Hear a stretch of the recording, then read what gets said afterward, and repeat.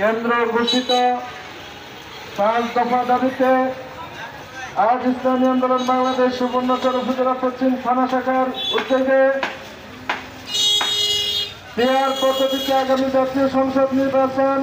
জুলাই সনদের আইনি ভিত্তি প্রদান ও প্রয়োজনীয় রাষ্ট্র সংস্কার, গণহত্যার বিচার দৃশ্যমান,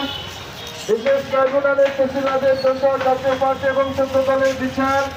এবং তাদের কার্যক্রম নিষিদ্ধ করার দাবিতে আজ বিক্ষোভ মিছিল পূর্ব সমাবেশের এ পর্যায়ে পবিত্র কোরআন থেকে তেলাওয়াত নিয়ে আসছেন মোহাম্মদ ওমর ফারুক। আসসালামু আলাইকুম ওয়া রাহমাতুল্লাহি ওয়া বারাকাতুহু। আউযু বিল্লাহি মিনাশ শাইতানির ওয়াজাহিদু ফিল্লাহি হাক্কা জিহাদিহি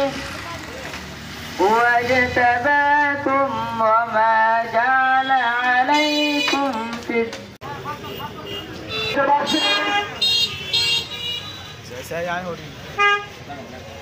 মৌলিক সংস্কার,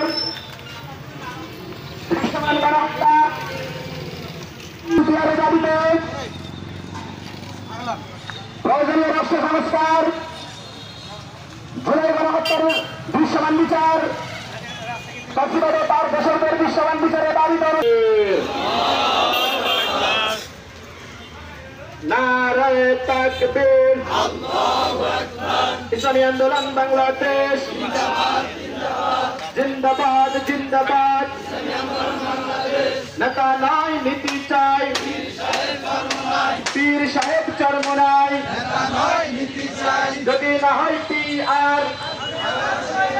আসবে আবার স্বৈরাচার, যদি না হয় পিআর আসবে আবার স্বৈরাচার, আসবে আবার স্বৈরাচার, যদি না হয় পিআর ছাড়া নির্বাচন মানি না মানবো না, মানে না মানবো না, পিআর ছাড়া নির্বাচন, পিআর ছাড়া নির্বাচন মানি না মানবো না। নারায়ে তাকবীর, আল্লাহু আকবার, জিন্দাবাদ জিন্দাবাদ, এটা নয় পীর সাহেব সর্বনাশ।